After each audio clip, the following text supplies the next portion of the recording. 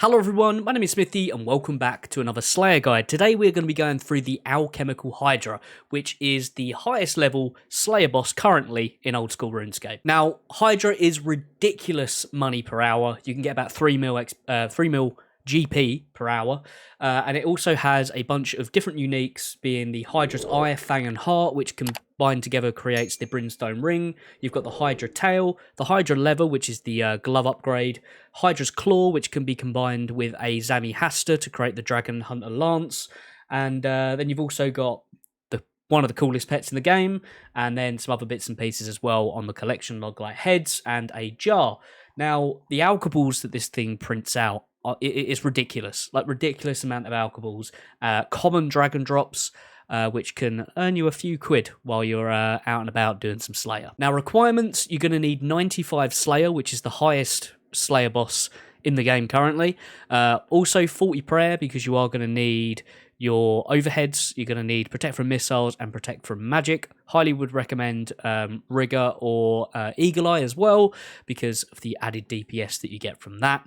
And you're going to need to be on task. Unfortunately, you can't do Hydra without being on a Slayer task from Konar. She's the only one who can actually assign Slayer tasks for Hydras. And then you've got Alchemical Hydra as the big boss version.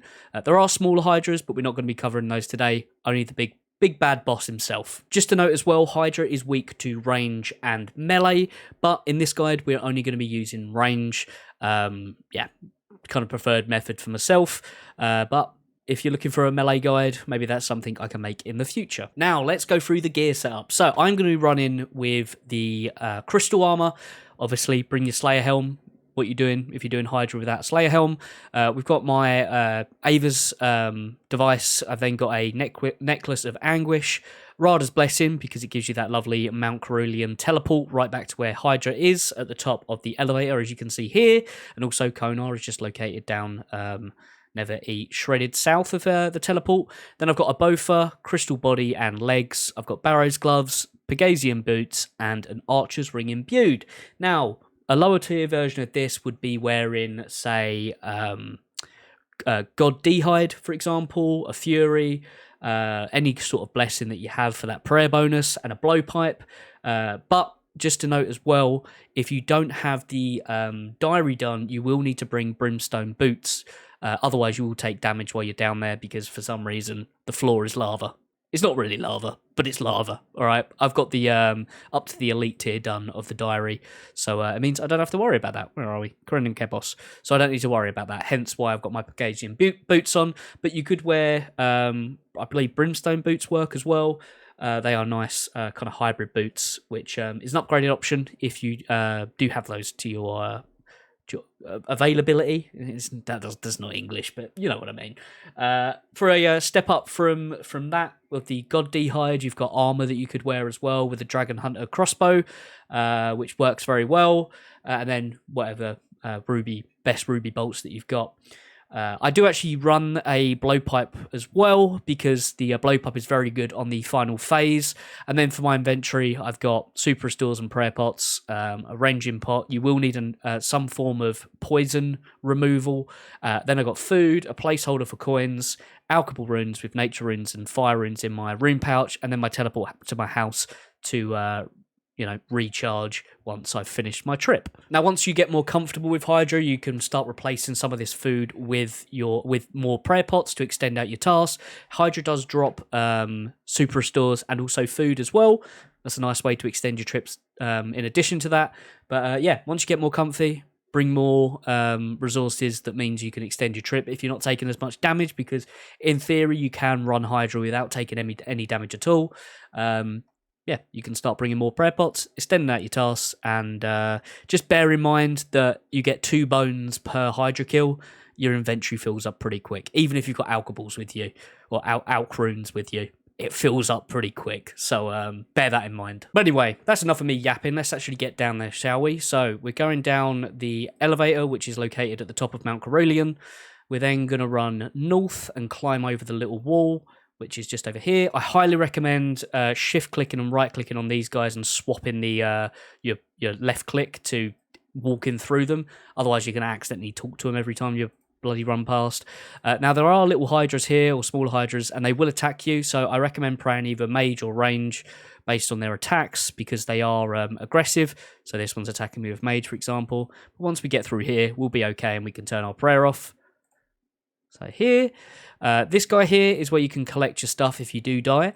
And then these rocks here is where we're going to climb over, and you actually enter an instance that you won't be able to see anyone while you're by the door, but you don't actually start the fight when you climb over the rocks. It's when you go through this door. Now, just quickly before we do go in, you'll notice here that I've got a number of tiles with different numbers on.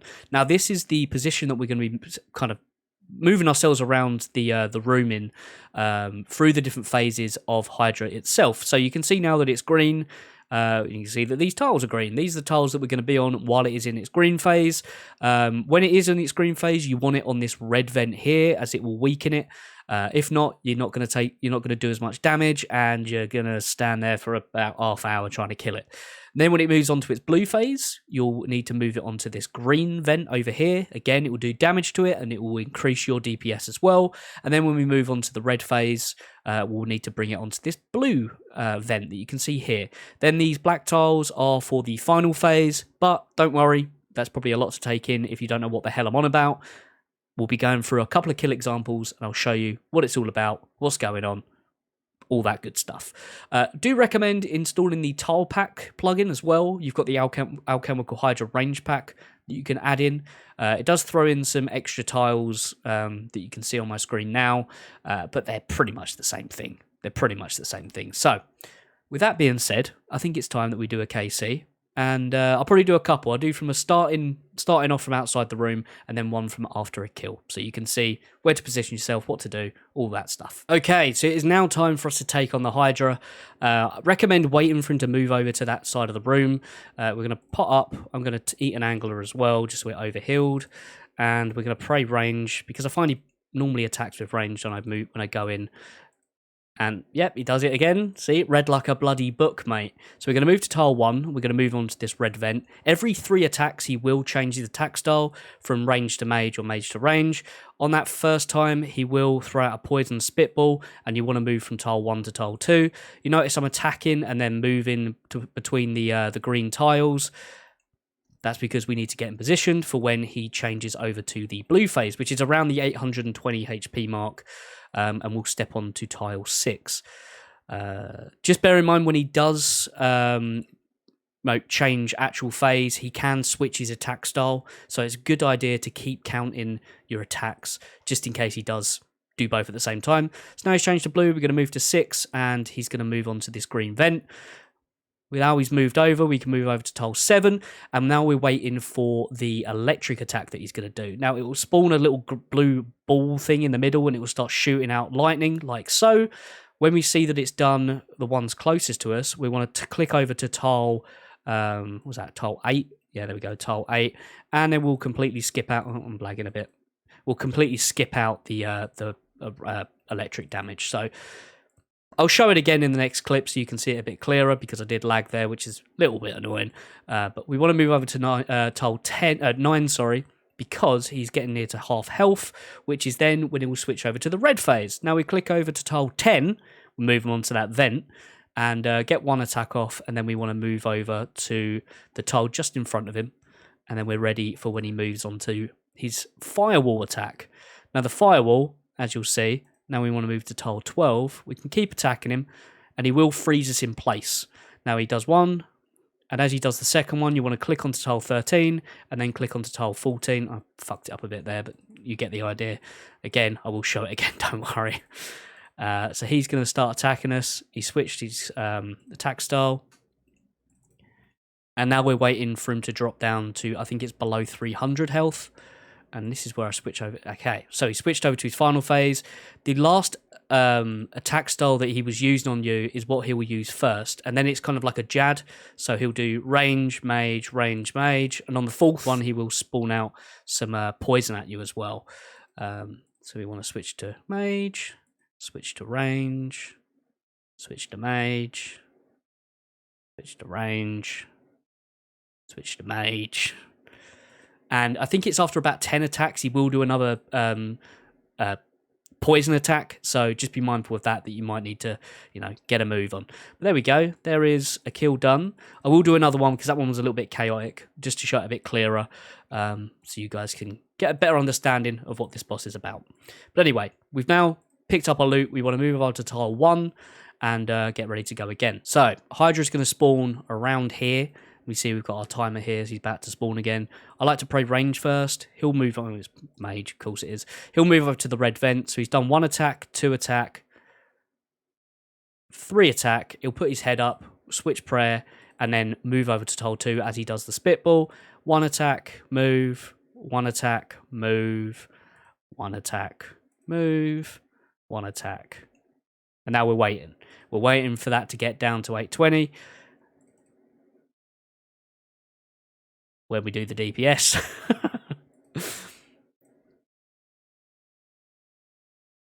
And if you are here long enough, you will do another spit phase, so you can step over 1 tile and not drag him over. That then will mess up and he'll get a bit stronger. So this should be it. There we go. Move down to tile 6. Start attacking again and move over to tile 7. Now we're waiting for that electric ball to come out. Now he normally does a phase switch or attack switch just before, so let's keep an eye out for that. So there we go. Lightning's coming towards us. We're moving over. We're getting over to tile 8, and then we're attacking again. So when he starts getting close to sort of half health, I am going to move over to tile 9, and let's go now. And we're attacking again, waiting for him to drop down just below 550. He saw that he switched his attack style just then. Move down to tile 10 and move up to tile 11 after we get 1 attack off. Just so you don't waste a bit of DPS, really. And he does his head up, so we got a switch. And as he's walking over, we want to move over to tile 12 because it does freeze in place. So you see the first wall comes over and we go like that. Essentially, as soon as you land on there, your true tile hits there, you want to move over to tile 14. So now we're waiting for it to get below, I believe it's 300 or around the 250 mark. The last attack he's doing, so he sees attacking with mage now. We want to switch to range because it's the opposite attack that we'll be using for the first attack on the final phase. And then like again, you're switching, alternating your prayers between mage and range. And then on the fourth one, he does throw out a spitball that you just need to step 2 tiles away from. You see this tile 16? I normally go 1 below that one. I'm yapping, so I'm taking damage. You get the idea. But that's pretty much it to Hydra. It's not a very complicated fight, especially with these tile mappings that I managed to get off of someone, which was quite handy. But it's been very easy to learn. You do take a bit of damage, but where I'm talking, I'm taking a bit more because I'm not fully focused on the boss. So one thing you can do before it does switch over to the last phase is actually switch to your blowpipe. You're going to get slightly better DPS when fighting the final phase. And also, if you've taken some damage, you can use the spec to get a bit of free healing back as well. But yeah, I do find it hits pretty well on the where I'm yapping, I'm messing up, man, but yeah, the DPS with the blowpipe on the final phase is actually very, very good. I do find that sometimes you do get pulled out of range, like distance, when tile distance, when you use the blowpipe throughout the whole of the fight. But for this last bit where it's close quarters, it's very, very good. Highly recommend. Maybe I'll throw up a couple more kill examples on my second channel, so go and check out that channel, More Smithy TV, and you can see some more kill examples over there if you want me to. But that's pretty much it. It's a very simple fight once you get the hang of it. If you've got any questions, by all means, drop it in the comments section. I'll be more than happy to answer any. And if you are new around here, subscribe for more, drop a like, as it helps keep our algorithm overlords happy. And yeah, any other Slayer guides you want to see me make, drop them in the comments. Bye!